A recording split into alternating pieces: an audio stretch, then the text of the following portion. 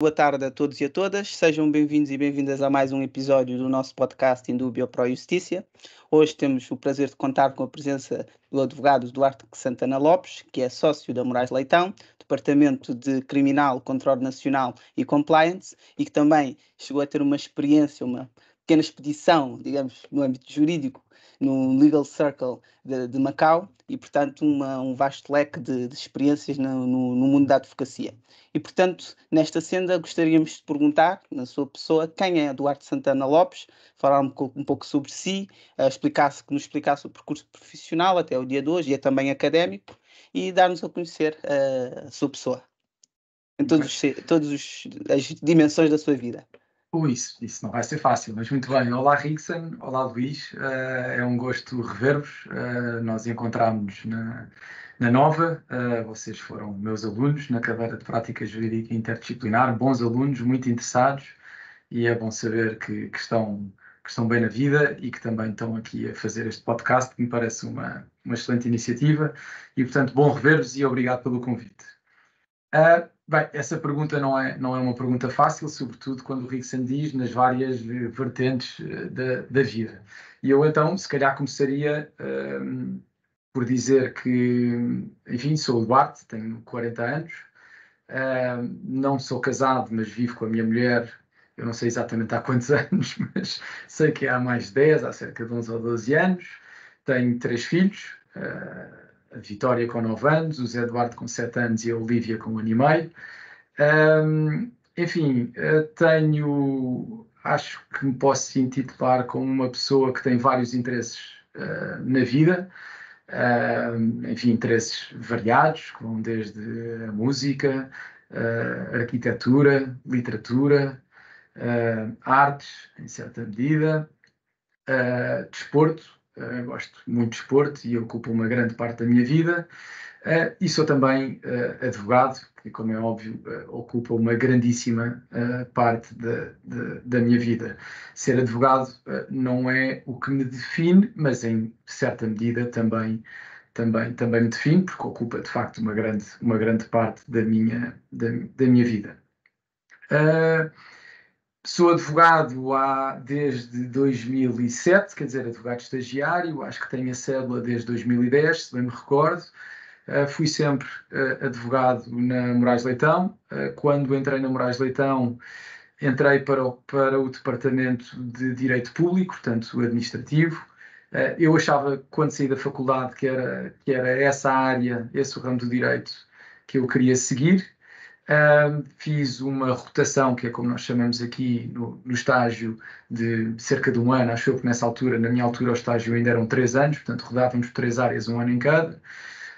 Em Direito Público, gostei muito, trabalhei essencialmente na área de contencioso administrativo, e depois rodei para o Departamento de Penal. Na altura éramos poucos, se eu não estou em erro, acho que éramos 6, hoje em dia somos praticamente 30, não tenho agora presente o número, mas acho que 28 este ano. O número vai variando, depende também do número de estagiários, mas acho que somos 28, portanto crescemos bastante em cerca de, enfim, entre 15 a 20 anos. E rodei para este departamento e não mais saí, já não fiz a terceira rotação, fiquei no departamento penal, porque eu gostei, porque aparentemente terão gostado de mim, e aqui fiquei.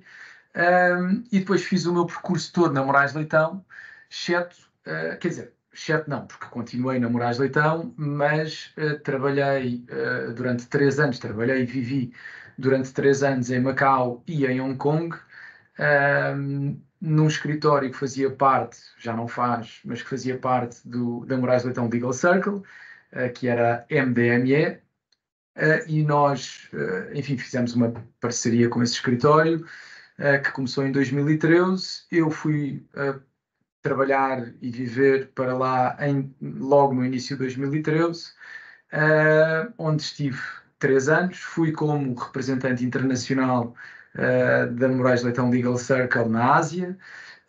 E depois tive a sorte de, quer dizer, aquele escritório nunca tinha tido qualquer processo de natureza penal, tinham tido controle nacional, mas mais na área administrativa. E, enfim, se calhar depois podemos falar um bocadinho mais à frente sobre isso. Depois tive a sorte de ter um grande caso. Tive alguns, mas um deles, o maior caso de direito penal que existiu em Macau. Tive a sorte de ser advogado de um dos arguidos nesse processo, com algumas histórias curiosas. Poderemos depois falar nelas. E estive lá entre 2013 e 2016. Em 2016 voltei. E voltei naturalmente para a equipa de penal, onde estou desde então, e passei a sócio da Moraes Leitão em 2021, se não estou em erro, há 2 anos. E como é que surgiu esta vontade de ir para Macau, de explorar um bocadinho os horizontes internacionais?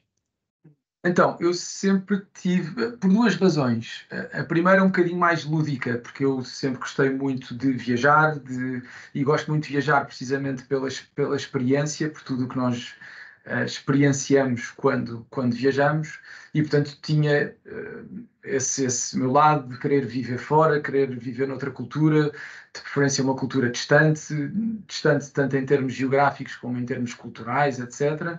E portanto tinha esse lado que sempre fez com que eu quisesse viver fora. E por outro lado, eu também tinha mais ou menos presente que eu não queria fazer uma carreira típica na Moraes Leitão ou fosse onde fosse. Não queria estar aqui, fazer aquele percurso normal. Não tem mal nenhum fazê-lo, obviamente, mas eu gostava de ter um percurso algo diferente. E portanto, na altura, isso até nós tínhamos uma parceria que também fazia parte da Moraes Leitão Legal Circle, uma sociedade brasileira que era a Max Filho, e nós tínhamos sempre um advogado em secondment lá, que ficava normalmente entre 2 a 3 anos. E eu manifestei a minha vontade de ir, estava aliás tudo mais ou menos apontado para eu ir. Depois, por várias razões, enfim, que não interessam muito aqui para o caso, isso acabou por não se concretizar logo. Entretanto, surgiu esta hipótese de ir para Macau, e eu aceitei. Confesso que, sendo Macau não era o sítio. Eu gosto muito da Ásia, eu já viajei muito para a Ásia, já tinha viajado muito para a Ásia antes de ir para Macau. Eu conheço melhor a Ásia do que a Europa, por exemplo, já estive mesmo em muitos países da Ásia, e portanto eu queria muito ir para a Ásia, mas Macau não era assim o sítio que mais me chamasse. Mas enfim, lá acabei por aceitar, e ainda bem que o fiz, porque foi uma experiência muito, muito E foi com a família? enriquecedora.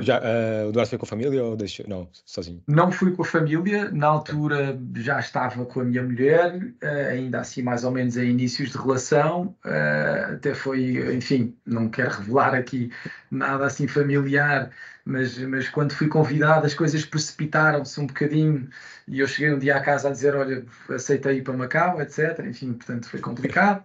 Mas enfim, tudo se resolveu e fui para Macau sozinho, mas depois a minha mulher, a Rita, foi lá ter comigo passado um ano, foi viver para lá, entretanto engravidou, e depois voltou quando estava grávida, mais ou menos de 7 meses. A minha filha Vitória nasceu cá, eu ainda fiquei mais um ano quase lá, em Macau, aí a vir ainda mais a Portugal. Eu vinha muito a Portugal, mas nesse ano vim muito, naturalmente, porque tinha uma filha recém-nascida, e foi muito duro esse ano, em termos pessoais. E pronto, portanto fui sem família, voltei com família. Extremamente Bastante interessante. E só para uma coisa, Rickson, que não disseste, que este aqui é o nosso 10º episódio, por isso temos a honra de tê-lo Pois, aqui. Nosso 10º episódio, marcar um capítulo. E então, Duarte, gostaria de voltar um bocadinho atrás e perceber qual é que foi o seu primeiro contacto com o mundo jurídico. E depois porquê advocacia e direito penal, em concreto. O direito penal já sei, mas porquê advocacia? O meu primeiro contacto com o mundo jurídico, enfim, o meu pai é advogado, ainda que não tenha exercido muito, ou pelo menos de forma regular, enfim, pela sua carreira política, e admito que venha daí, mas eu sempre tive bastante indeciso.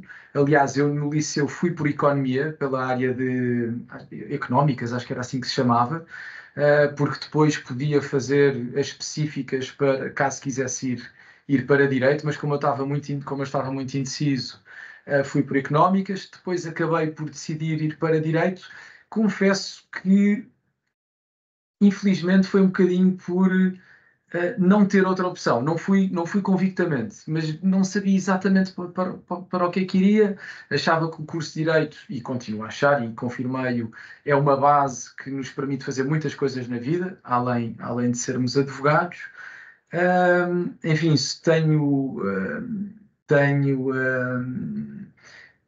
gostaria talvez de ter sido outra coisa na vida.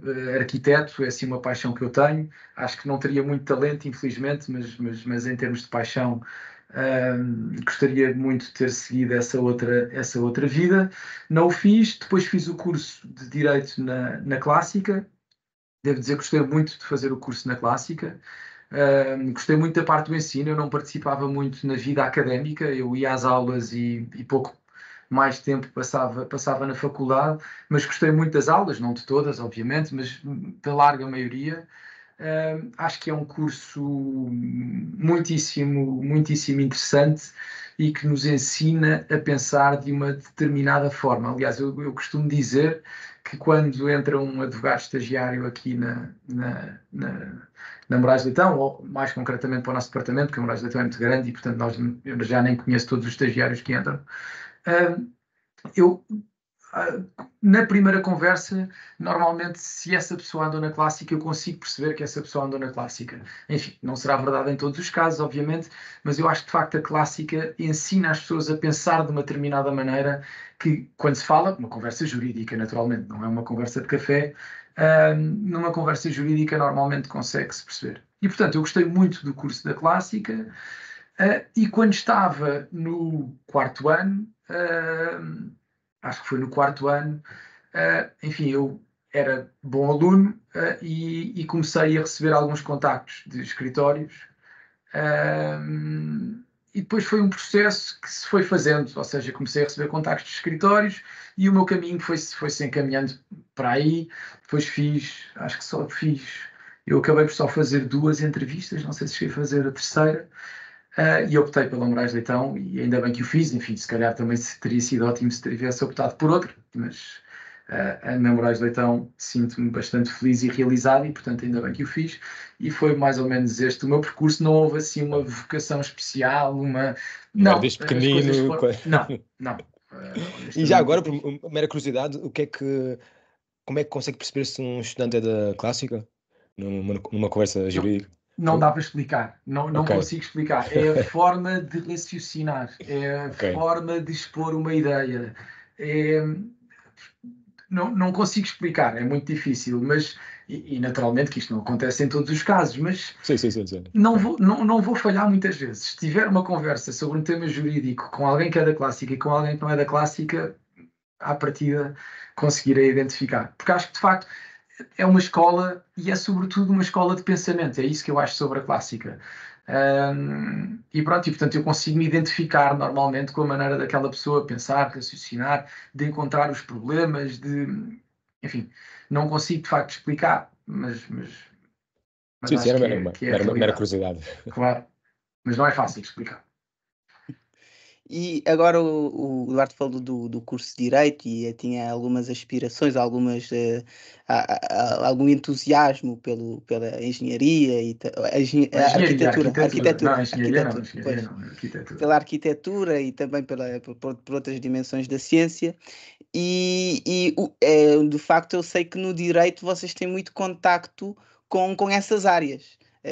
E tem de conhecer a linguagem mais do ramo da arquitetura, da engenharia, porque quando tratam de certos casos, portanto, o direito é quase como uma porta aberta para diversos, porque o direito trata da vida e a vida abrange todos os cursos e todas as formas de pensar e de estruturar o raciocínio científico.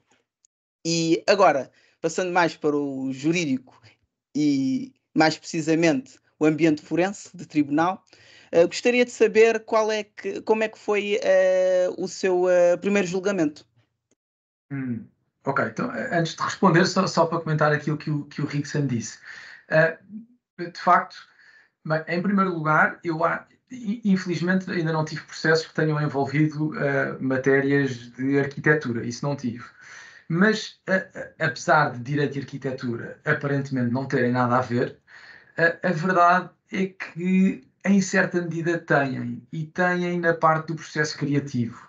Ou seja, nós concebermos um edifício arquitetónico envolve um processo criativo, é considerado arte, não é? Arte é um processo um processo criativo através do qual nós criamos alguma coisa, e no direito, especialmente no contencioso, essa vertente criativa está muito, muito presente mesmo. O trabalho que nós fazemos em contencioso tem uma grande parte de criatividade. Enfim, para uns terá mais, para outros terá menos, mas no meu caso eu gosto de pensar que tem bastante. E, portanto, enfim, ainda que aparentemente não estejam minimamente relacionados, eu pelo menos, se calhar para meu contentamento pessoal, gosto de pensar que tem alguma coisa. E depois, por outro É na lado, de componente facto, estratégica. e Da na componente composição do estratégica, projeto, o projeto de arquitetura no direito é o projeto da estratégia ser levado a cabo no sentido de fazer valer a pretensão. sem dúvida. E estratégia, eu diria que se não é o fator mais importante num processo, estará seguramente no top 3. E depois, por outro lado, como o Ritson disse, de facto, quando se trabalha em contencioso, o direito é a base, mas nós depois somos chamados a intervir em processos cuja matéria factual tem outra natureza. Enfim, eu trabalho muito no setor financeiro, principalmente no setor financeiro, e, portanto, eu hoje em dia, financeiro, da auditoria, eu hoje em dia já tenho bastantes conhecimentos, porque tive que estudar, tive que aprender, bastantes conhecimentos financeiros ou do setor financeiro.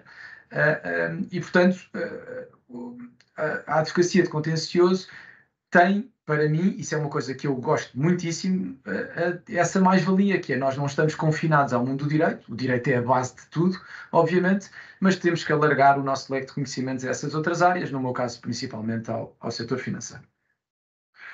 Dito isto, o meu primeiro julgamento, eu não tenho a certeza se me lembro do meu primeiro julgamento. Eu vou-vos falar sobre aquele que eu me lembro que é o meu primeiro julgamento, que eu não sei se foi efetivamente o primeiro. E até é uma história ou que tem alguns episódios caricatos, porque esse julgamento foi um julgamento nos Açores. Eu não me lembro exatamente sobre o que era o julgamento, não me lembro exatamente. Mas posso contar-vos alguns episódios que acho que têm alguma graça, que revelam aquilo, porque um advogado, eu era estagiário ainda na altura, porque um advogado, sim, acho que era advogado estagiário, na altura pude fazer, já nem me lembro bem. Se calhar tinha acabado de ser associado, mas eu acho que não, eu acho que era estagiário e nós na altura podíamos fazer alguns julgamentos quando os crimes eram só até uma determinada pena, se não estou em erro. Acho que era assim, porque eu era estagiário, de certeza. E o julgamento era nos Açores.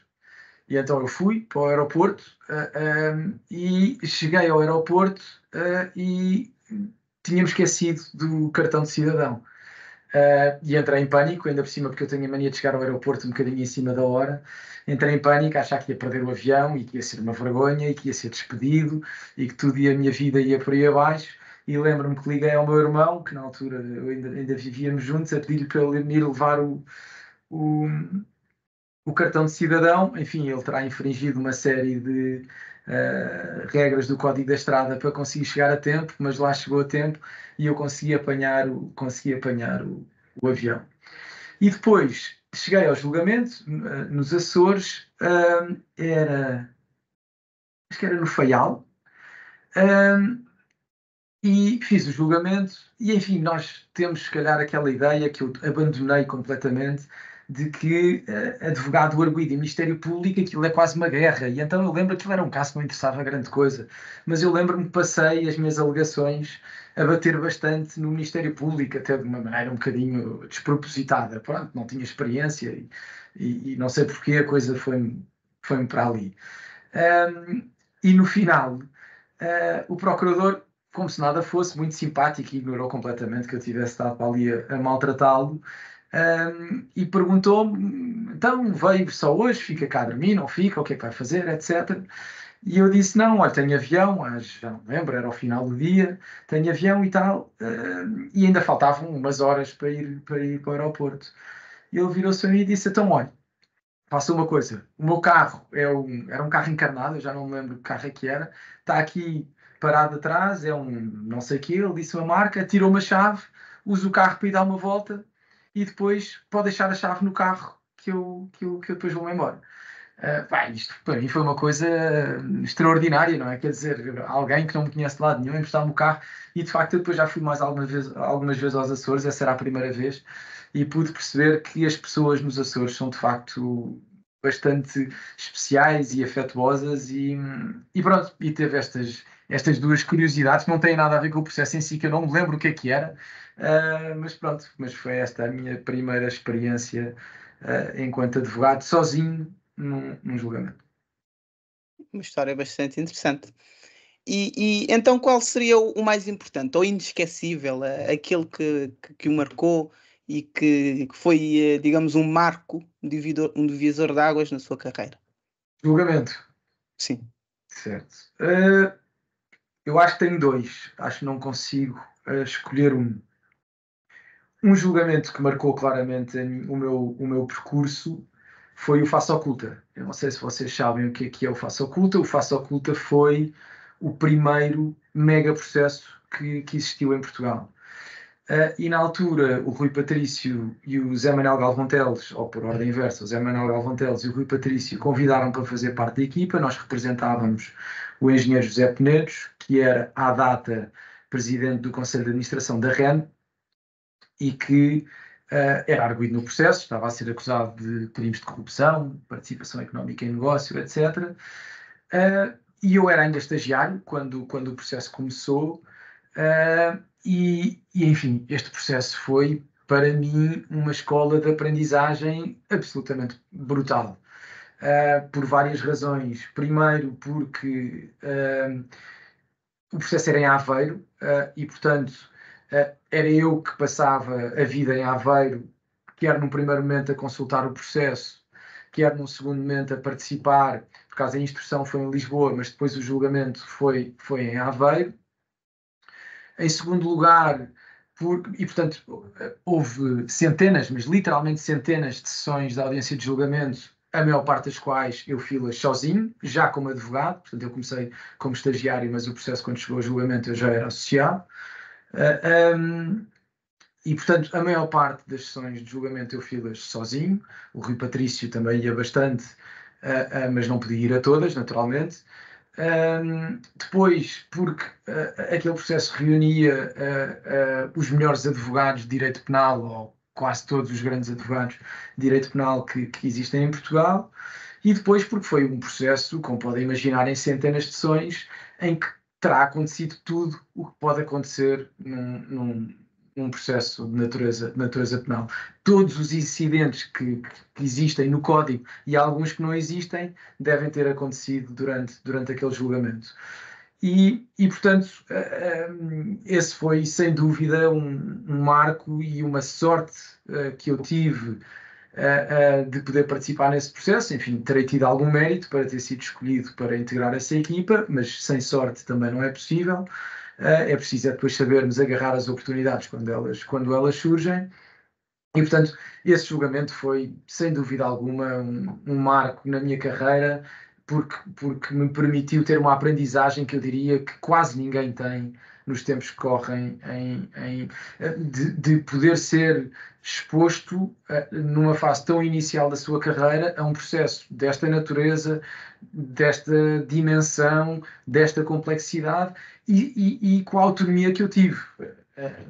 Porque de facto tive bastante autonomia e fui eu que conduzi uma grande parte, eu diria até a maioria, como referi, das sessões de audiência de julgamento. E depois, naturalmente, que o privilégio de trabalhar com as duas pessoas, há outra que deveria entrar aqui, com quem mais aprendi, ou duas das pessoas com quem mais aprendi enquanto advogado, que são o Dr. Zé Manuel Galvão Teles, o saudoso Dr. Zé Manuel Galvão Teles, que infelizmente já não está entre nós, e o Rui Patrício. E, portanto, enfim, depois teria dezenas de histórias para contar sobre este julgamento, mas enfim, isso terá que ficar para outras conversas, porque não temos tempo. E depois o segundo. Se não se importar, eu recordo de ter lido há dias, só por curiosidade, uma entrevista concedida pelo Dr. Rui Patrício ao Diário de Notícias, em que evidenciava que apresentava uma crítica sobre a prova indireta. Uhum. o exacerbar da utilização da prova indireta nesses casos. E eu recordo-me que ele ter tecido uma crítica a propósito do recurso a essa forma de valoração da prova. Eu acho que o recurso a essa forma de valoração da prova começou, ou pelo menos ganhou a dimensão que tem hoje em dia, nesse processo. Acho que foi aí que, pela primeira vez, o Ministério Público e um tribunal recorreram de forma tão marcante à prova indireta. Enfim, esse processo tem muito que se lhe diga mesmo. Eu acho que houve uma série de condenações muito injustas, enfim, incluindo a do engenheiro José Penedos, que eu representava. Enfim, eu não posso falar muito sobre esse caso, sobre o caso concreto, porque participei nele e, portanto, as regras deontológicas não permitem, mas de facto acho que foi um processo em que eu diria que nem tudo correu como deveria correr. E, portanto, revejo-me nessa parte da entrevista do Rui Patrício. E depois o outro processo que sem dúvida também me marcou muitíssimo, e eu diria que em termos jurídicos me marcou mais, ou como advogado me marcou mais, que foi o recente processo da KPMG, o processo do Banco de Portugal contra a KPMG. Enfim, não sei se saberão, mas a KPMG era auditora do Banco Espírito Santo, foi durante anos, e após o colapso do Banco Espírito Santo, foi alvo de alguns processos movidos pelos reguladores, nomeadamente pelo Banco de Portugal e pela CMVM, e eu, com o João Matos Viana, que é outra das pessoas com quem eu mais aprendi, e o João talvez seja a pessoa com quem eu mais aprendi enquanto advogado, éramos os advogados da KPMG nesse processo, que o processo controle nacional, que o Banco de Portugal instaurou contra a KPMG e 5 dos seus administradores. Nós éramos advogados de todos, e enfim, foi um processo muito marcante por diversas razões. Começando pelo final, porque ganhámos esse processo e foi de facto uma vitória, ganhámos em toda a linha, portanto a KPMG e os administradores foram integralmente absolvidos pelo Tribunal de Concorrência, Regulação e Supervisão de Santarém. A decisão essa depois foi mantida pelo Tribunal da Relação de Lisboa, e portanto foi sem dúvida uma grandíssima vitória, justíssima, na minha opinião, e depois porque esse processo, em termos de preparação, de envolvimento com o cliente, de complexidade das matérias, foi de longe o processo mais envolvente que eu alguma vez tive. E portanto, o que eu aprendi, o que eu experienciei, as sessões de julgamento foram de facto bastante marcantes.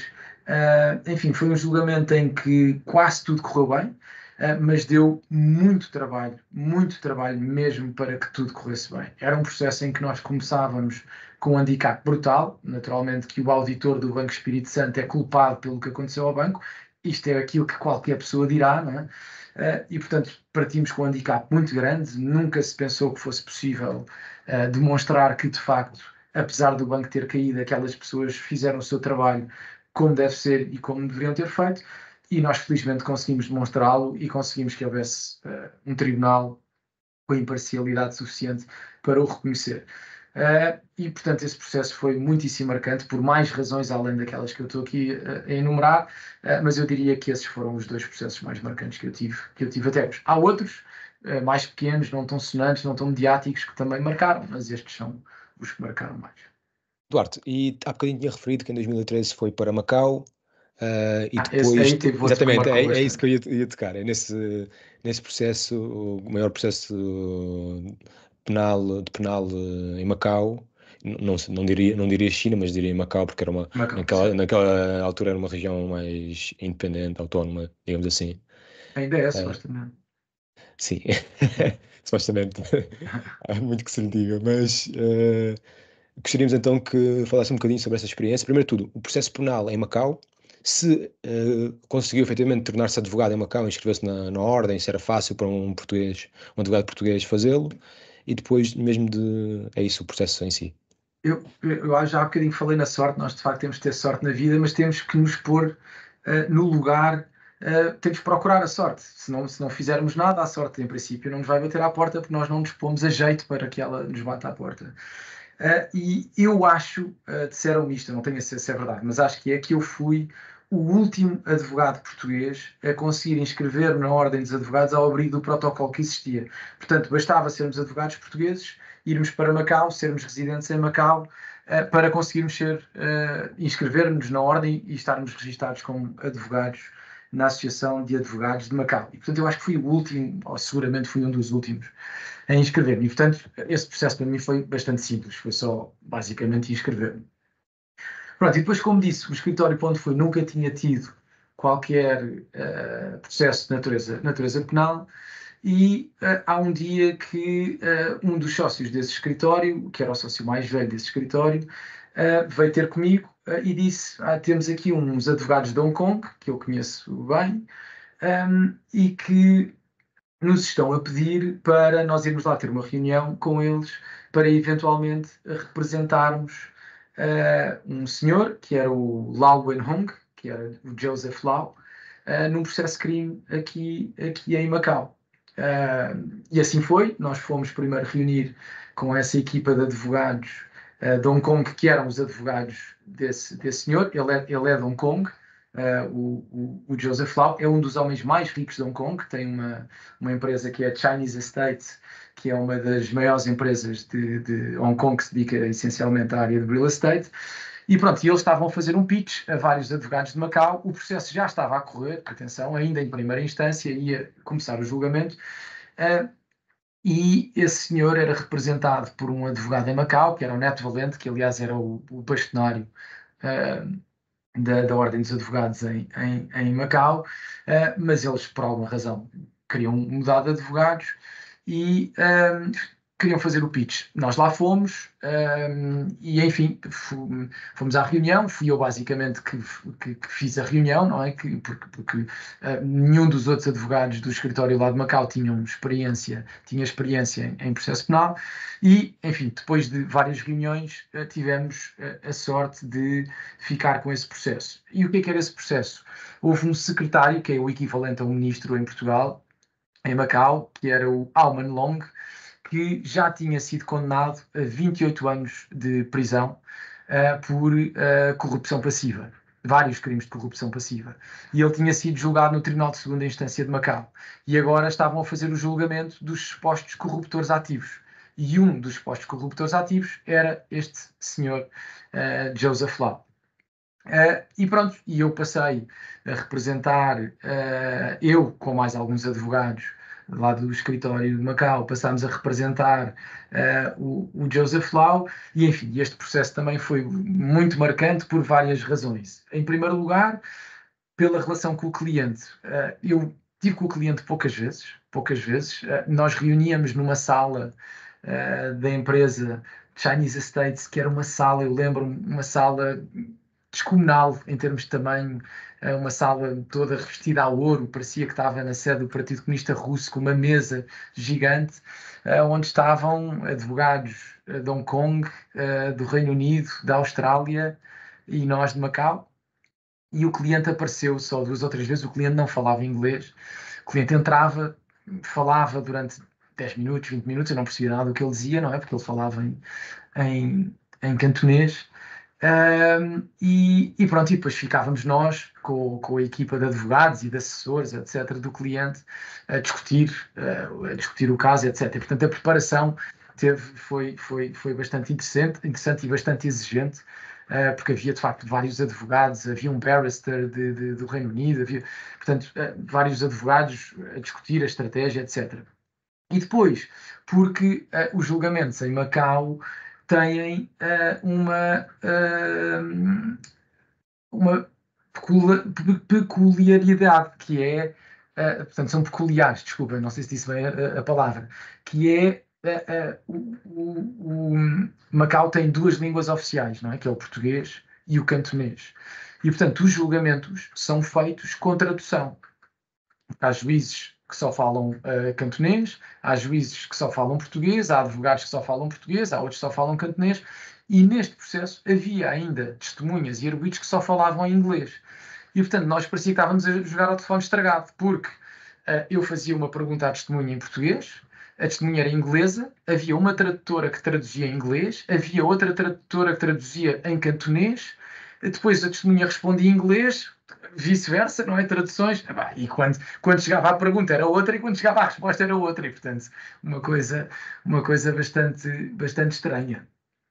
Mas pronto, o processo foi sem dúvida muito interessante por todas estas razões, e foi também um julgamento que marcou, e depois tudo, não é? Culturalmente tudo é diferente, enfim, há aqui um conjunto de outros fatores que de facto tornam esta experiência uma experiência única. E depois isto tem uma curiosidade, que é, o nosso cliente infelizmente foi condenado, mas enfim, quando o corruptor passivo já tinha sido condenado a 28 anos, o destino dos pós-corruptores ativos era muito difícil ser outro que não o da condenação, não é? E ele foi condenado. E não existe acordo de extradição entre a China e as regiões autónomas, nem entre as regiões autónomas, nem entre as próprias regiões autónomas. E, portanto, não havia acordo de extradição entre Macau e Hong Kong. E, portanto, Macau não conseguia executar aquela sentença porque não conseguia extraditar o nosso cliente. E isto não foi só o caso dele, houve outros casos de extradição que também estavam a ser discutidos, mas isto foi o que esteve na base dos primeiros protestos em Hong Kong, o Umbrella Movement. Foi precisamente isto, foi porque na altura a primeira-ministra de Hong Kong queria, por influência da China, acho eu, segundo os relatos, queria aprovar este acordo de extradição. E isso foi aquilo que desencadeou os primeiros protestos em Hong Kong, que depois tiveram as repressões que tiveram. Aliás, já temos num podcast, há um podcast muito interessante feito por uma jornalista portuguesa que vive em Macau, precisamente sobre os protestos em Hong Kong. E em que ela explica esta história. Por acaso não fala no meu cliente, no caso da extradição, fala noutros casos, mas o dele foi sem dúvida um deles. Eu lembro-me porque eu próprio estava a acompanhar os trabalhos da Assembleia Legislativa de Hong Kong para efeitos de aprovação deste acordo. Pois, todas as manifestações depois, a partir do Covid, cessaram, Sim. de quaisquer tipos, mas... Pois, Hong Kong já não é o mesmo que eu conheci, sem dúvida. Acho que, pelo que me dizem, acho que está melhor. Eu não vou a Hong Kong desde o Covid. Eu continuei a ir bastante a Hong Kong depois de voltar para Portugal, mas não vou desde o Covid. Mas, segundo me dizem, acho que já está outra vez um bocadinho melhor, mas enfim, nunca será a mesma coisa que eu conheci. E que era uma cidade absolutamente espetacular. Ainda virtualmente em Macau, gostaria de saber, o Duarte chegou a mencionar a Associação de Advogados Macaenses. Então, a maneira de organização dos advogados é distinta, por exemplo, da existente cá em Portugal?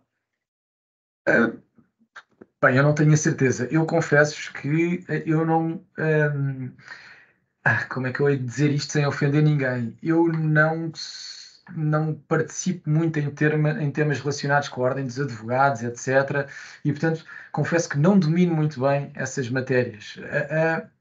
Agora, pelo que eu percebi, trata-se de uma designação. É a Associação de Advogados de Macau. Agora, não vi grandes diferenças em termos de organização para aquilo que acontece em Portugal. Agora, confesso que não vos sei falar sobre a orgânica da Associação de Advogados de Macau, as competências, etc. Confesso que não Eduardo, também não queremos saber, não se preocupe. Sim, era mesmo saber a percepção. Sim, a percepção é mais ou menos a mesma coisa. Interessante. E agora gostaria de dar agora um bocado de figurino, irmos à temática relacionada com os processos criminais e contraordenacionais. Sabemos que o Duarte tem envolvido, durante a sua carreira, envolveu-se em grandes processos relacionados criminais e contraordenacionais. Gostaríamos de saber qual é a sua opinião sobre essas percepções segundo as quais o arguido possui demasiadas garantias e que não se acautela também a posição da vítima, por conseguinte. Bem,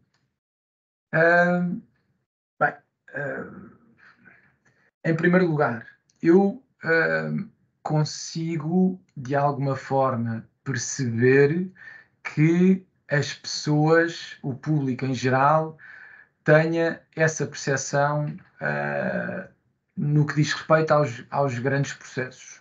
Agora, na minha opinião, essa percepção não poderia estar mais desfasada da realidade. Não poderia estar mais desfasada.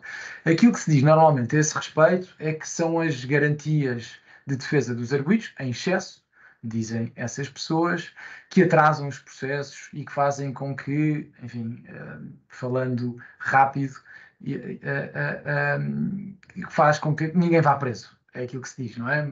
Vox Populis diz, isto é só recursos, etc, não sei o quê, depois há as prescrições, os processos não acabam, ninguém vai preso, etc.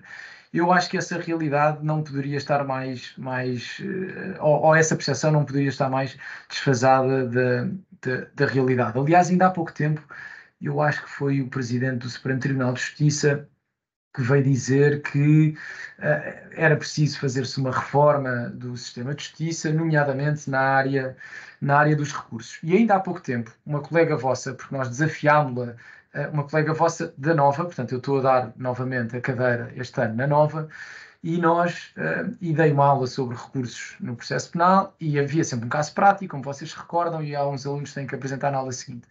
E uma colega vossa, nós pedimos para comentarem esta frase, e uma colega vossa apresentou dados muito interessantes sobre a demora dos processos não só penais, mas também penais, no sistema português, e fez uma análise comparada com a média da União Europeia. E, desde logo, em relação aos recursos, o problema não está manifestamente aí. Aliás, na fase de recurso, os processos em Portugal são mais rápidos, são decididos mais rapidamente do que na média da União Europeia. E, portanto, aquela ideia de que, e o excesso de garantias de defesa dos arguidos normalmente está associada à interposição de recursos, não é? Aquela ideia de que é isso que atrasa os processos é completamente errada. Completamente errada. O problema não está manifestamente aí. E, enfim, a sua pergunta dá ase para uma resposta de 1 hora, quase. Mas, além do que já disse, eu referiria ainda ao seguinte. Eu ainda agora antes de falar convosco, estava a tratar de um caso, estava aqui a ler coisas sobre um caso que está em inquérito há praticamente 9 anos. 9 anos. Aliás, está em inquérito há 10 anos. Os arguidos foram detidos pela primeira vez há 9 anos e têm os seus bens todos apreendidos há 9 anos e, portanto, não existe ainda sequer uma acusação. E, portanto, quando é esta a realidade, dizer-se que os processos não andam por excesso de garantia dos arguidos, quer dizer, não podia estar mais desfasado da realidade, como eu dizia. E, portanto, não me parece manifestamente que seja esse o problema.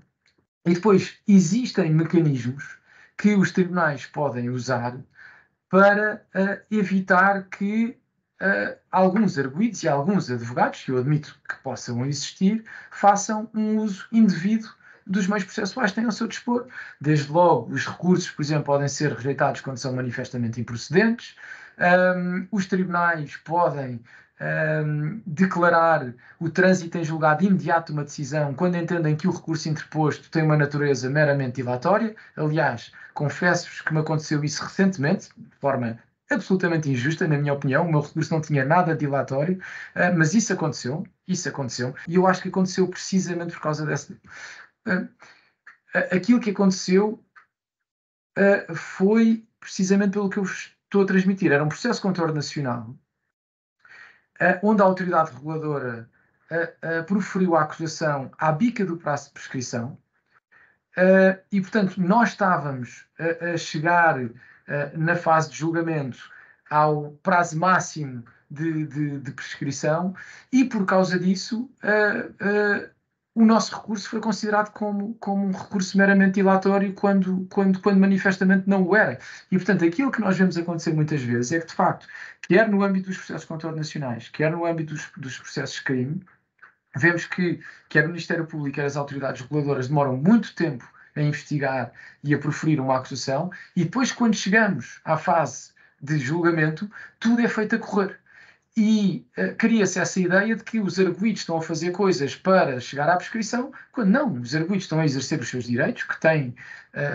Eu não estou a dizer que não haja advogados que fazem uns indivíduos, certamente que os haverá. Agora, a percepção de que o problema da justiça está no excesso de garantia de defesa dos arguidos não podia estar mais errada, na minha opinião, e isto é ainda mais verdade no mundo das grandes contornações, onde aí existe manifestamente, aliás, acho que falámos sobre isso nas aulas, onde existe manifestamente não é um excesso, é onde as garantias de defesa dos arguidos pecam manifestamente por defeito, porque temos um direito processual controle nacional que ainda está criado para as contornações ditas meramente bagatelares, quando hoje em dia pode haver processos mais graves, mais complexos, mais morosos do que processos de crime.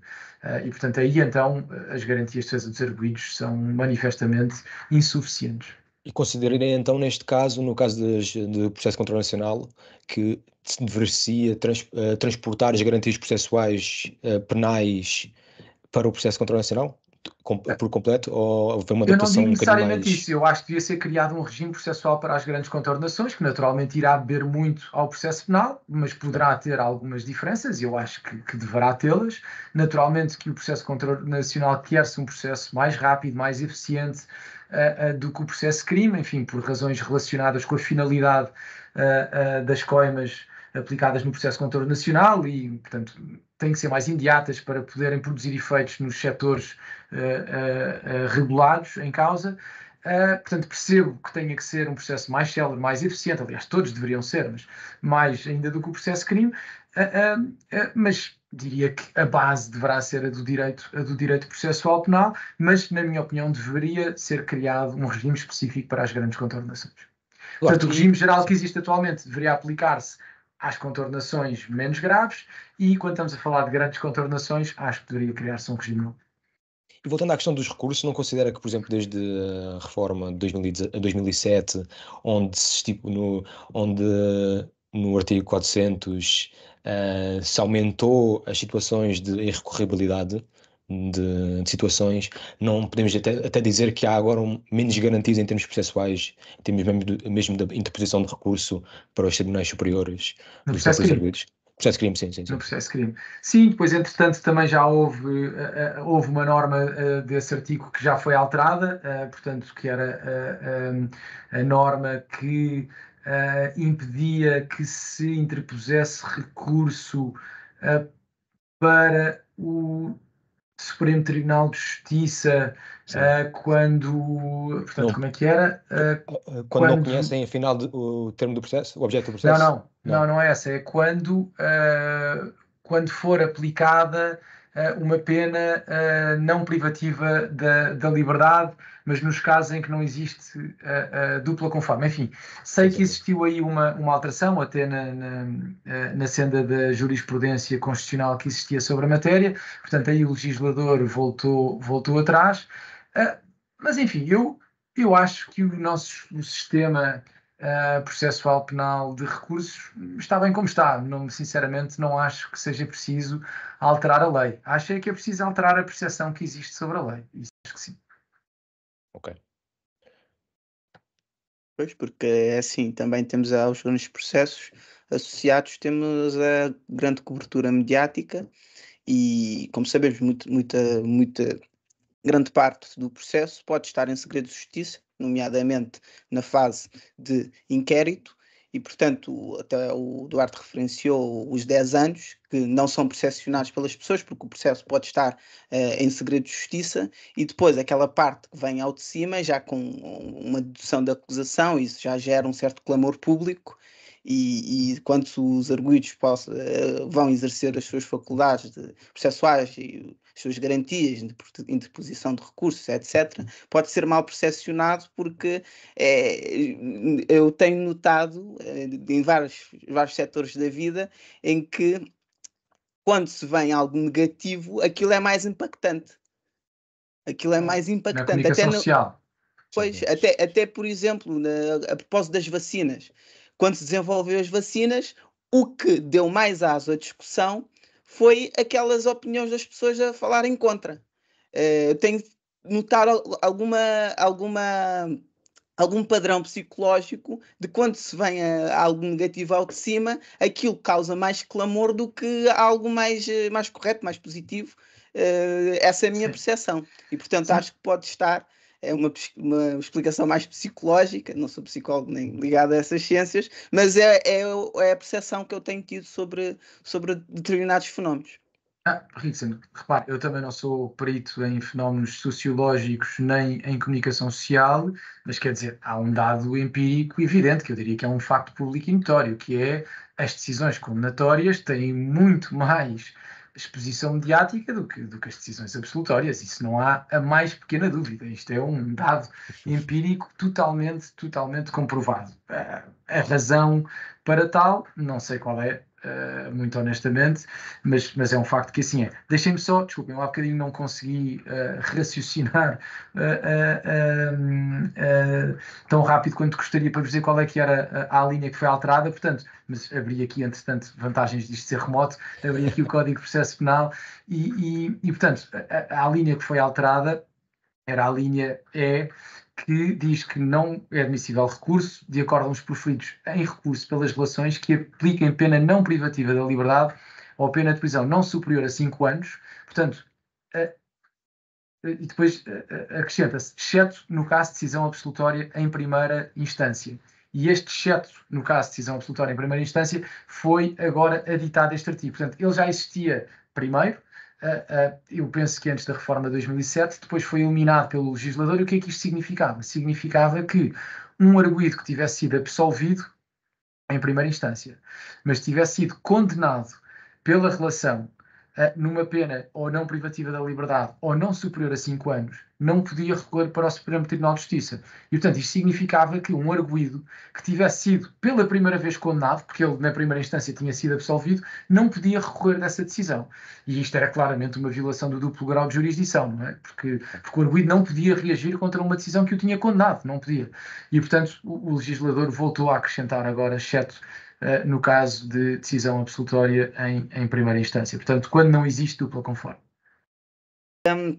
Como sabemos, o anterior governo criou um programa relacionado com um conjunto de medidas, um pacote ligado a um conjunto de medidas anticorrupção, entre os quais tivemos a criação do RGPC, o Regime Geral de Prevenção da Corrupção, que implementou um conjunto de obrigações, o plano de prevenção de riscos, os canais de conduta e os códigos também de conduta, os canais de denúncia, aliás, e os códigos de conduta.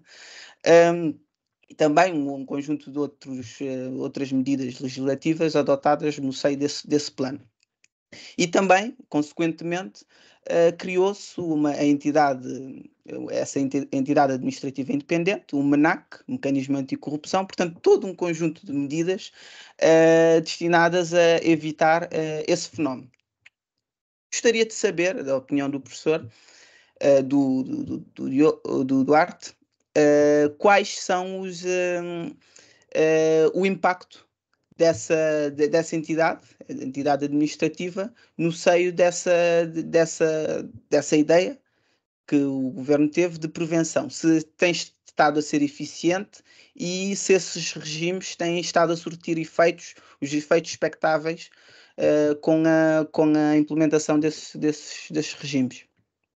Bem, o impacto da entidade até à data é nenhum, é zero, porque a entidade ainda não está, tanto quanto eu sei, a funcionar, pelo menos em plenitude. A entidade foi constituída, acho que já tem pelo menos alguns membros do seu conselho diretivo, penso que é um conselho diretivo, nomeadamente o presidente, e terá alguns vogais, penso eu, mas tanto quanto sei, da última vez que vi, ainda não estava em pleno de funções, digamos assim. E eu saiba, eu não conheço nenhuma atividade que tenha sido até agora desenvolvida pelo MENAC. Enfim, compreende-se que seja preciso algum tempo, mas confesso que me parece que já é um tempo algo excessivo para pôr uma entidade administrativa a funcionar. Portanto, impacto da entidade nenhum.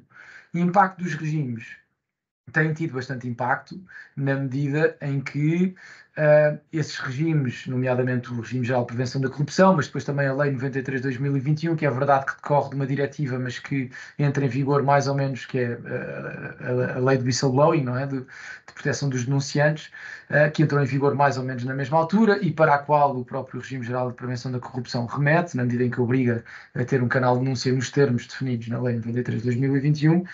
Portanto, esses regimes impõem sobre um conjunto alargado de empresas, qualquer empresa em Portugal com sede ou outro tipo de representação em Portugal que tenha mais de 50 trabalhadores está abrangida pelo âmbito de aplicação desses dois diplomas e tem que implementar um conjunto de procedimentos, políticas, etc., aquilo que se designa por um programa de cumprimento normativo, sob pena de incorrerem em ilícitos contra-nacionais.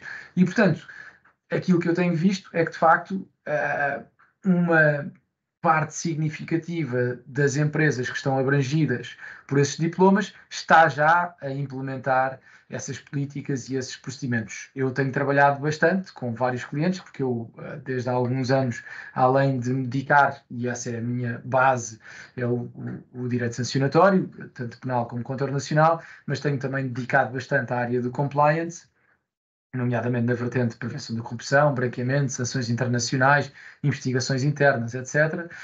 E, aliás, coordeno aqui a nossa equipa de compliance no escritório. E, portanto, tenho trabalhado com muitos clientes nessa área. Aliás, neste mês de abril está a correr o prazo para as empresas elaborarem, aprovarem o seu relatório de avaliação do grau de implementação das medidas que têm que adotar no âmbito do plano de prevenção de riscos, que é exigido pelo regime Geral de Prevenção da Corrupção, e, portanto, tem tido esse efeito, que é o efeito de as empresas aprovarem esses planos, essas políticas e essas medidas.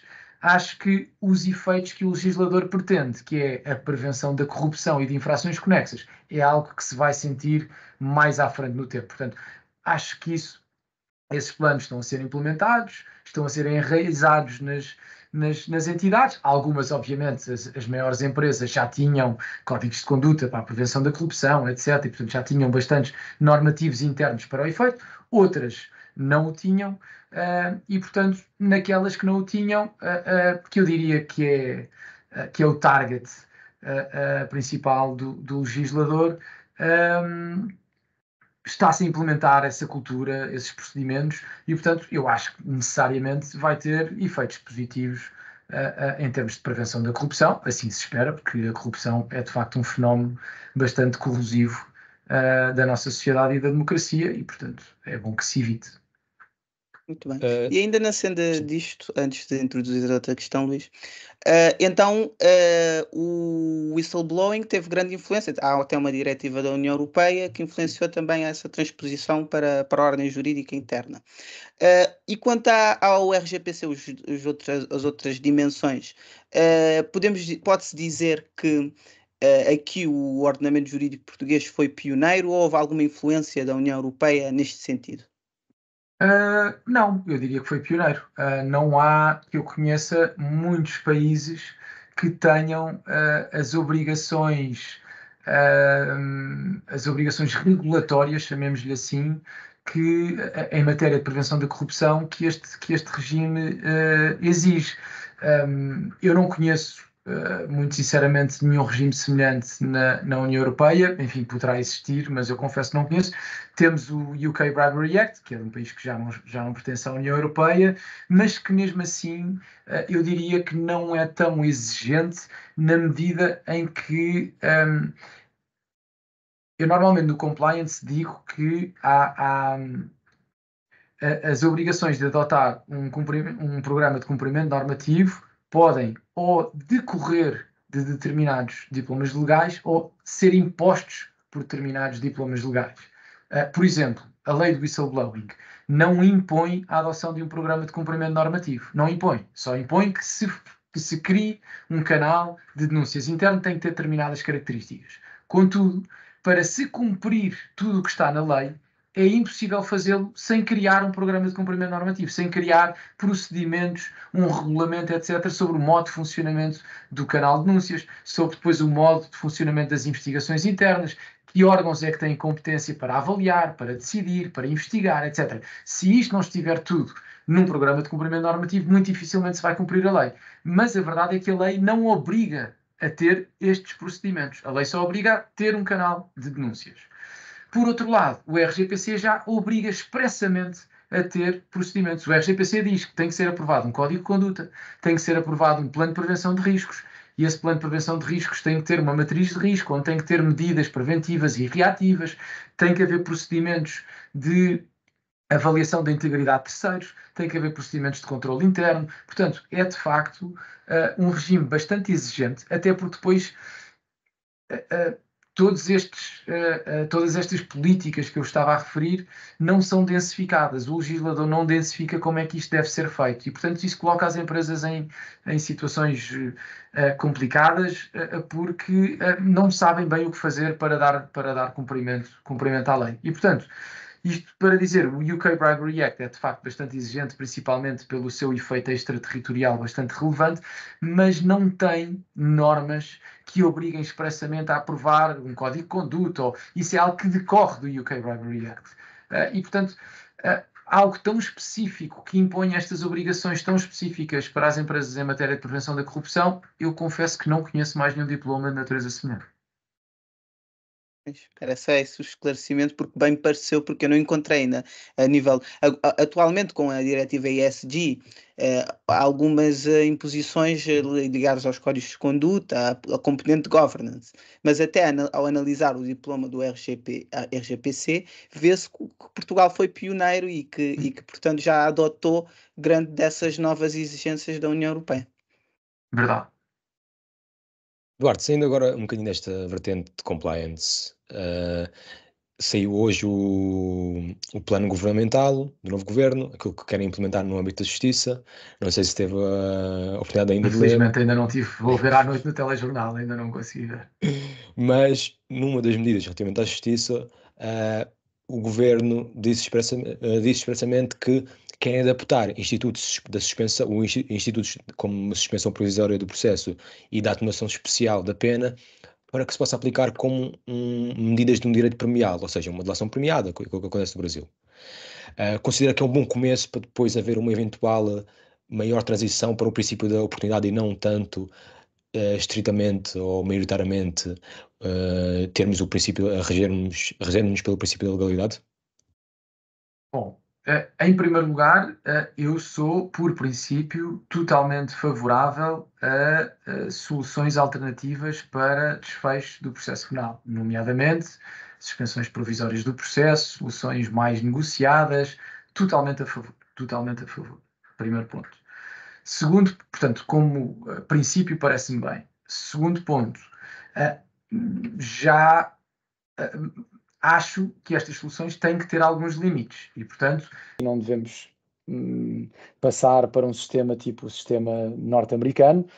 Acho que não, mas sou claramente a favor de soluções, enfim, por facilidade de expressão, chamemos-lhe negociadas no âmbito do processo penal. Agora, eu não sei se isso está necessariamente ligado com o princípio da oportunidade e com o princípio da legalidade. Eu acho que uma solução negociada pode conviver com um sistema baseado no princípio da legalidade. O princípio da legalidade significa que o Ministério Público tem que perseguir todos os indícios que tiver, mas não significa que não possa resolver um processo crime com base numa solução negociada. A meu ver, uma coisa não significa, não é contrária da outra. E, portanto, agora, dito isto, eu também acho que o nosso sistema teria muito a ganhar se fosse temperado, já é, de certa forma, mas se fosse ainda mais com o princípio da oportunidade, claramente. E, portanto, quando estamos a falar dos megaprocessos e etc., acho claramente que não faz sentido nenhum o Ministério Público ter que perseguir todo e qualquer indício sobre todo e qualquer crime que tenha, quando isso pode pôr em causa uma investigação, pode pôr em causa a eficiência da justiça, etc. E, portanto, acho que não... Acho que caminharmos mais no sentido do princípio da oportunidade é algo que vejo com bons olhos, e vejo também com bons olhos soluções negociadas, repito, por facilidade de expressão. Acho que uma coisa não está necessariamente relacionada com a outra.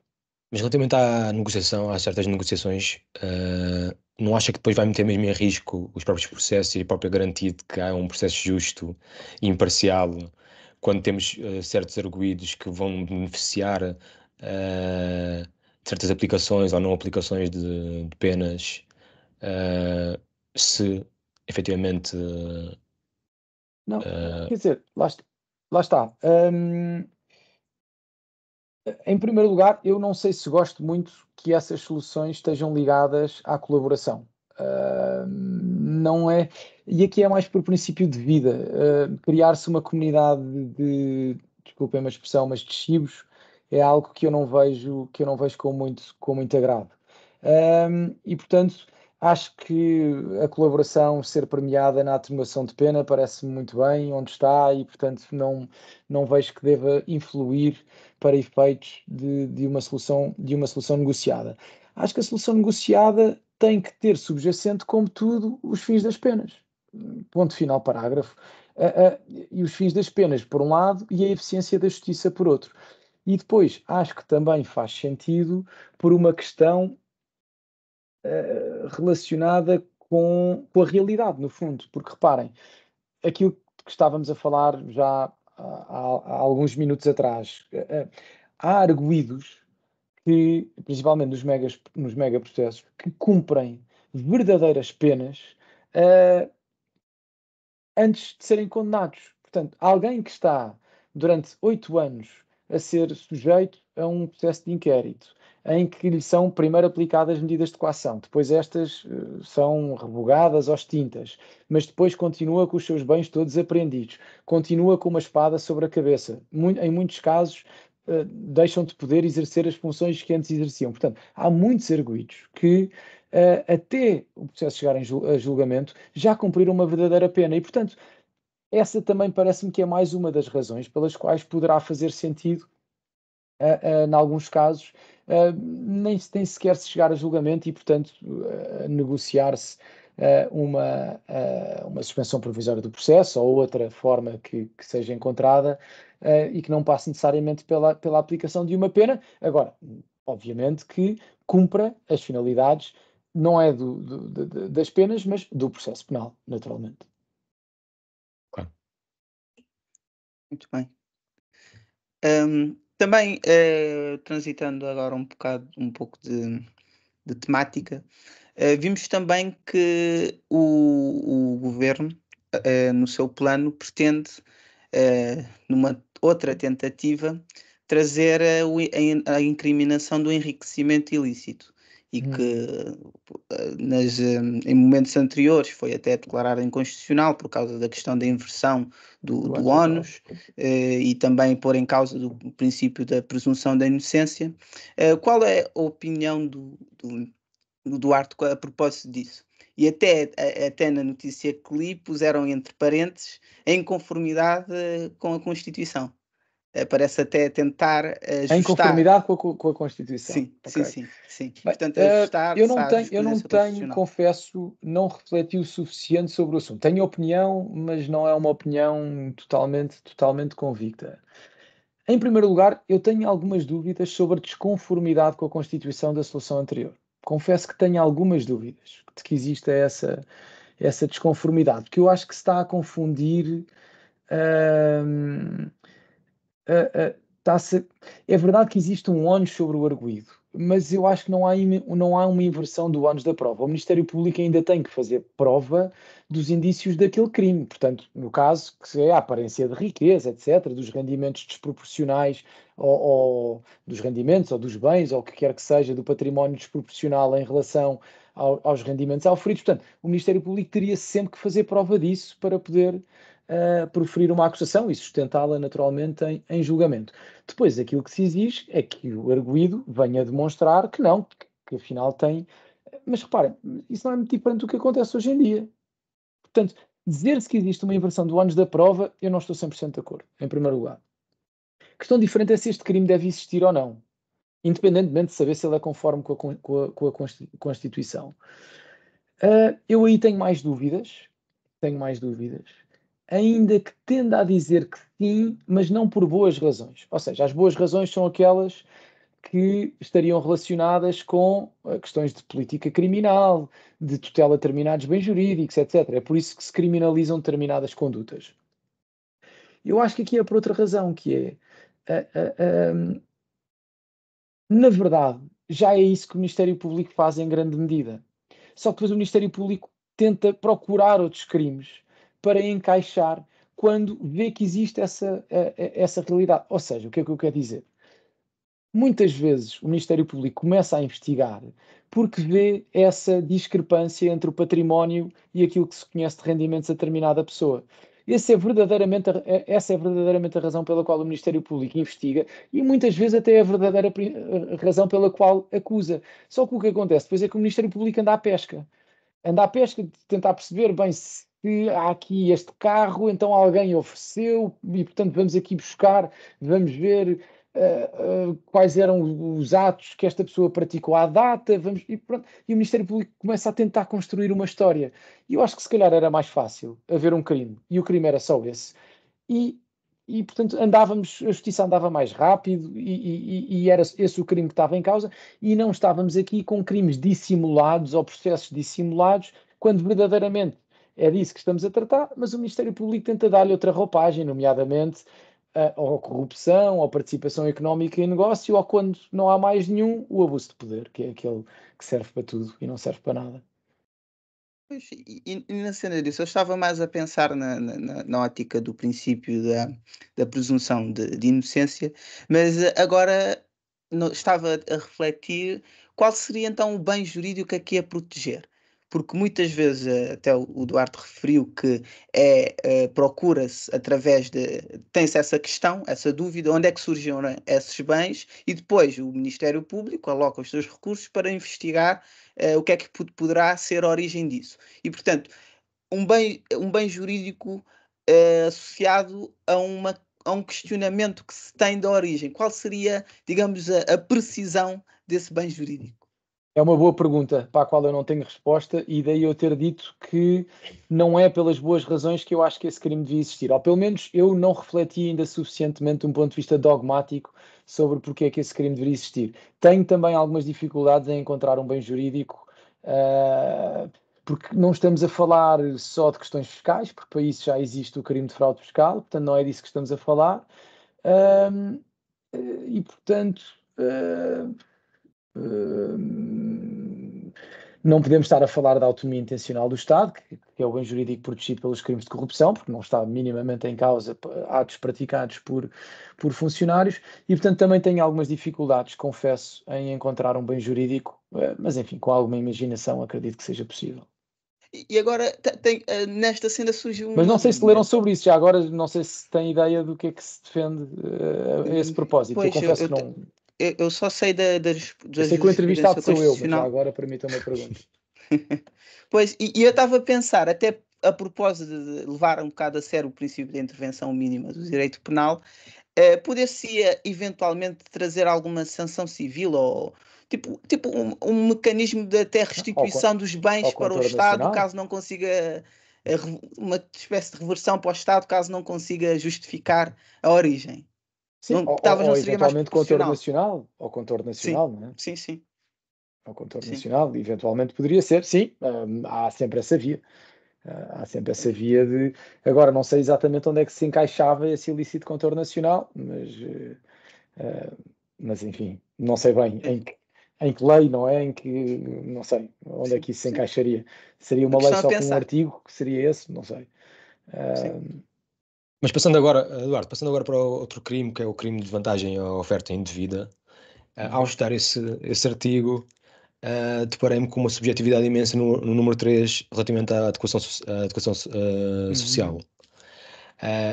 Como é que considera que, da sua experiência em processos eventuais de aplicação deste artigo, o que é que considera que o Tribunal e a jurisprudência têm aplicado como vantagem, como adequação social e definição de o que é uma vantagem, o que é a adequação social no âmbito de Quase nada. oferta? Quase nada. quase nada. O Face Oculto é um desses exemplos. Só para terem uma ideia, o engenheiro José Penedos, enfim, independentemente do que cada um depois puder achar ou não, mas isto é público, mas o engenheiro José Penedos estava acusado e veio a ser condenado também por causa disso, por na altura do Natal ter sido um de centenas de destinatários de presentes como uma caneta ou uma jarra da Vista Alegre e como este exemplo existem muitos outros. Ainda agora por acaso eu também estou num processo por crime de corrupção em que também estamos a falar de ofertas ali de valor bastante diminuto. Eu acho que tem evoluído um bocadinho a jurisprudência, porque já vemos alguns casos, principalmente de almoços de valores ali minimamente razoáveis, Sim, já são tolerados, já são o mais ou Paulo menos Pinto tolerados. Albuquerque, Mas o o Paulo Ministério Pinto Público Albuquerque, não sim, sim. admite. Pois. Tiveram agora o caso da Operação Influencer, em que se dava relevo a almoços de 30 euros, não é? Sim. E em alguns casos menos, até 30 euros. Sim. Mas pronto, mas houve um juiz de instrução que acho que não foi por aí, tanto quanto sei. O Paulo Pinto Albuquerque também fala da questão da vantagem, nesse caso, o valor tinha que ser, para ser considerado diminuto, tinha que ser menos de uma UC ou até uma UC, que era 100 euros, Eu exatamente. percebo a tentação de se criar um critério mais objetivo, mas eu acho que isso será complicado porque acho que depende das circunstâncias. Mas claro, Oferecer 150 euros a quem ganha 1000 é uma coisa, oferecer 150 euros a quem ganha 100.000 é outra, não é? E, portanto, naturalmente que dependerá das circunstâncias. Agora, eu também compreendo que havia uma cultura e um modus operandi em Portugal que era preciso mudar. E eu percebo que os tribunais queiram também ter um papel ativo nisso. Agora, eu acho que os tribunais muitas vezes confundem os fins do processo penal e os poderes que têm no âmbito do processo penal com fins moralistas e justiceiros e etc. Quando essa confusão ocorre, é que já entramos num campo perigoso. Agora, eu consigo perceber que havia determinados hábitos em Portugal que devem ser combatidos e que não são de facto normais. Agora, a adequação social é subjetivo, é um conceito indeterminado, mas como teria de ser, era impossível não o ser. Agora, de facto, os tribunais, será positivo que se encontrem aqui alguns critérios de uniformização, é verdade, e será também positivo se os tribunais aplicarem mais, quando se justificar, obviamente, esse critério de adequação social. Mas eu acho, por acaso, que a jurisprudência está a evoluir no bom sentido. sim, nesse sentido também temos, eu também li na altura, quando estava a estudar esse artigo, também um artigo do Nuno Brandão, professor, e eu falava exatamente disso, ou seja, não faz sentido estar-se a fixar num valor, e discordava da opinião do Paulo Pinto Albuquerque, porque considerava que é isso, há pessoas que 100 euros é substancial, é um valor significante, mas para pessoas que recebem valores exorbitantes, 100 euros não é nada.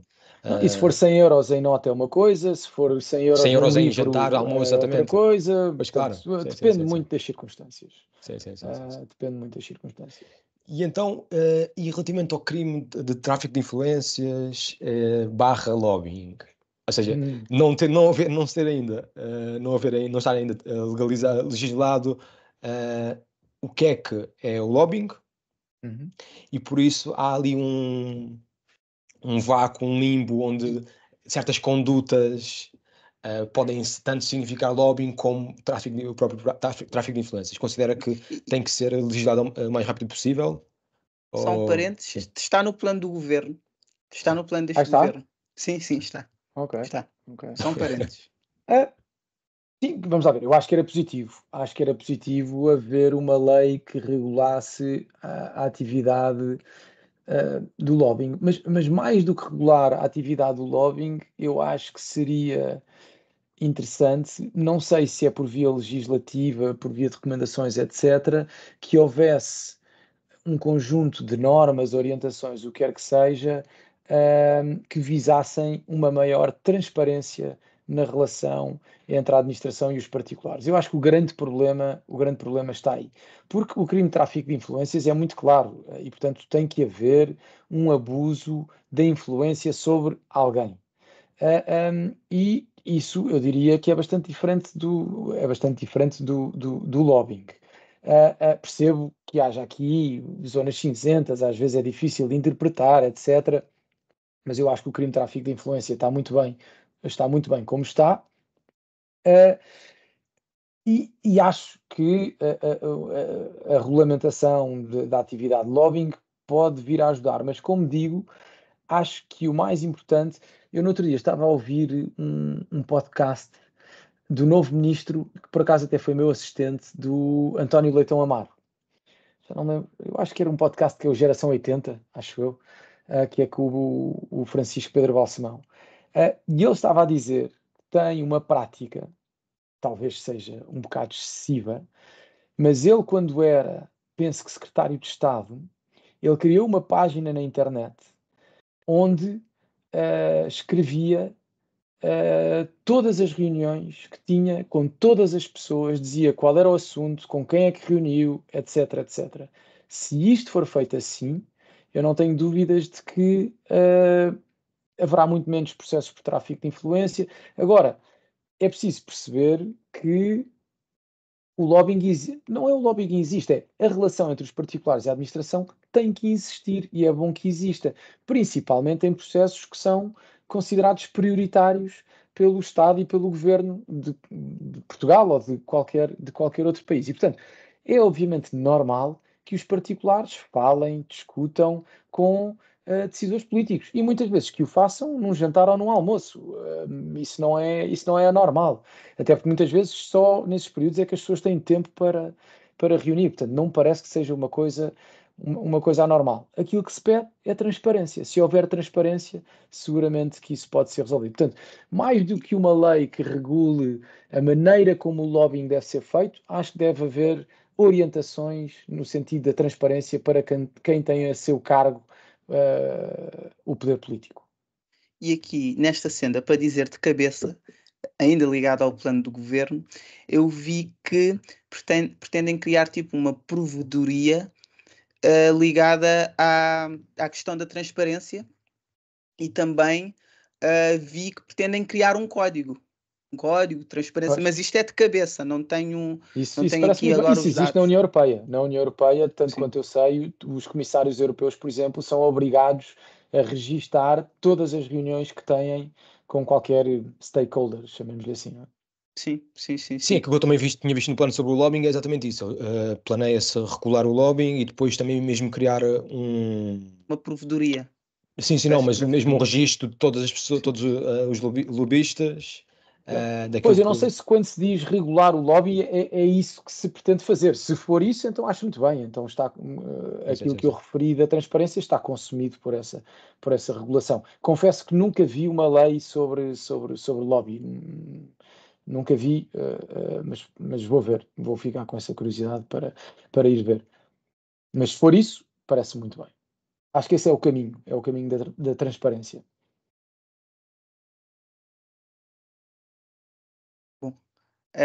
Agora, transitando para um campo mais pessoal, gostaríamos de saber quais são as valências, as qualidades, os atributos que considera serem essenciais para um advogado penal, de direito penal, para que ele seja bem-sucedido. E também, agora numa perspectiva mais pessoal, se pudesse voltar ao passado, quais seriam os conselhos que daria a si próprio? Ok. Então, primeira pergunta, que atributos é que eu considero essenciais? Eu diria que, já falei de há bocado, criatividade. Bem, ter conhecimentos jurídicos é a base. É a base de tudo e, portanto, sem isso nós não trabalhamos. Agora, eu também acho que é a mesma base, porque eu, para um advogado contencioso, não acho que seja o mais importante. Mas, enfim, não é o mais importante na medida em que é uma condição sine qua non. Claro que sem isso não é possível e, portanto, nessa medida é muito importante. Mas eu diria que isso é indispensável e, portanto, isso qualquer advogado numa grande sociedade ou numa média sociedade tem que o ter e, portanto, não é isso que o vai distinguir dos demais. Aquilo que eu acho que o distingue dos demais é ter criatividade é muito importante ter sentido estratégico, é muito importante ter uma boa capacidade de identificação de problemas. Eu acho isto absolutamente essencial. Portanto, nós conseguirmos olhar, seja para um documento, seja para um conjunto de factos, seja para uma petição inicial ou uma acusação, e nós conseguirmos identificar quais é que são os pontos que nós vamos ter que atacar para resolver este problema. E depois, essa é outra característica, capacidade de resolução de problemas. E aí é que entra a criatividade. Acho que são características essenciais. Depois, boa capacidade de exposição, tanto escrita como oral, são essenciais. E, portanto, ler e ler. É claramente um conselho que eu dou a qualquer pessoa que queira ser advogada, e não ler apenas romances, não tem mal nenhum, eu também gosto de romances, mas e também não é preciso ler coisas específicas sobre retórica, mas há determinados autores cuja qualidade daquilo que escrevem vale pela sua escrita em si mesmo, ou vale mais pela sua escrita em si mesmo do que propriamente pela história que estão a contar. E, portanto, dou-vos um exemplo de um dos meus escritores preferidos, que é o Milan Kundera. Na minha opinião, é exatamente isso. Eu leio Milan Kundera ou António Lobo Antunes, e aquilo que me fascina é a forma, é a escrita em si mesmo, não é tanto a história que eles têm para contar, é a forma como eles a contam. Isso a mim é que me fascina, e isso ensina-nos a raciocinar, a saber expor as ideias de uma determinada maneira, etc. E depois há outra coisa essencial, que não é bem uma qualidade, é algo que se vai ganhando, que é credibilidade. Eu acho que credibilidade é das coisas mais importantes para se ter enquanto advogado, e é das coisas mais importantes para se ter num processo. Num processo, o mais importante é nós ganharmos a credibilidade de todas as pessoas que estão na sala. Se as pessoas que nos estão a ouvir não acreditarem naquilo que nós estamos a dizer, nós podemos estar a dizer a melhor coisa do mundo, a coisa mais brilhante do mundo, só que eles não vão acreditar em nós. E, portanto, para o fazer, o que é preciso? É preciso bom senso, é preciso equilíbrio, é preciso termos mundo, eu não gosto muito desta expressão, mas de facto nós sermos expostos a muitas outras coisas para nós conseguirmos pôr-nos no lugar dos outros. Este é um ensinamento essencial para tudo na vida. Nós temos sempre que nos pôr no lugar dos outros quando estamos a falar com eles, quando estamos a tentar convencê-los de alguma coisa, quando eles nos estão a tentar convencer de alguma coisa. Nós temos sempre que nos pôr no lugar dos outros. E, portanto, nós defendermos em tribunal coisas absurdas, só porque sim, só por dever de patrocínio, etc., vai-nos tirar a credibilidade. E, portanto, se nós defendermos, basta uma coisa pequenina, absurda, o mais ínfimo pormenor, para nós perdermos crédito junto daquela pessoa que estamos a tentar convencer. E isso, para mim, é o mais importante que existe num advogado e num julgamento, é a credibilidade. E isso constrói-se ao longo da vida, ao longo da carreira. E pronto, eu diria que inteligência emocional, inteligência intelectual, passa a redundância, obviamente, criatividade, bom senso, está ligado à inteligência emocional, e depois, naturalmente, que compromisso, responsabilidade, maturidade, sentido de dever, tudo isso é muito importante. Não é nada fácil ser-se advogado, não é fácil ser-se advogado contencioso, é bastante exigente. E depois há uma coisa que eu acho, para se conseguir reunir todas estas características, é preciso não viver para a profissão. Obviamente que temos que nos dedicar muito, mas temos que fazer muito mais coisas além de sermos advogados. Isso é que faz de nós pessoas mais completas e logo advogados mais completos. Não tenho dúvidas nenhumas sobre isto. Nenhumas. Se vocês conseguirem criar duas pessoas exatamente iguais, que estudaram exatamente o mesmo, uma passa a vida no escritório e outra consegue ter uma vida equilibrada, eu não tenho dúvidas que aquela que tem uma vida equilibrada vai ser melhor advogada do que a outra. A outra, se calhar, poderá ser a pessoa talhada para nos resolver o problema jurídico mais complexo do mundo, etc. Agora, advogado, completo, etc., não tenho dúvidas nenhumas. Agora, não é preencher a vida com coisas inúteis, não é sair do escritório e irmos agarrar à PlayStation ou ao TikTok. Não. Naturalmente que é fazermos coisas que fazem de nós melhores pessoas e que nos permitem realizar mais o nosso potencial. Desporto, essencial. Viajar, essencial. Ler, essencial. Estar com outras pessoas, essencial. Conhecer outras culturas, etc. Tudo isso é que nos enriquece enquanto pessoas e permite-nos ser melhores em tudo.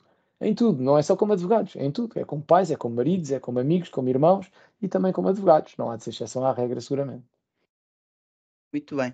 E os mesmos conselhos aplicam-se a si no pretérito perfeito pretérito imperfeito e no perfeito, ou seja, no passado?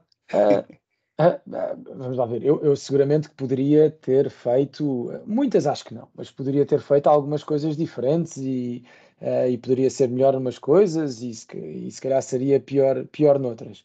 Mas confesso que não consigo identificar assim nada na minha vida profissional, estamos a falar da profissional, já agora na pessoal acho que também não, mas na profissional não consigo identificar assim nada que fizesse de muito diferente, sinceramente.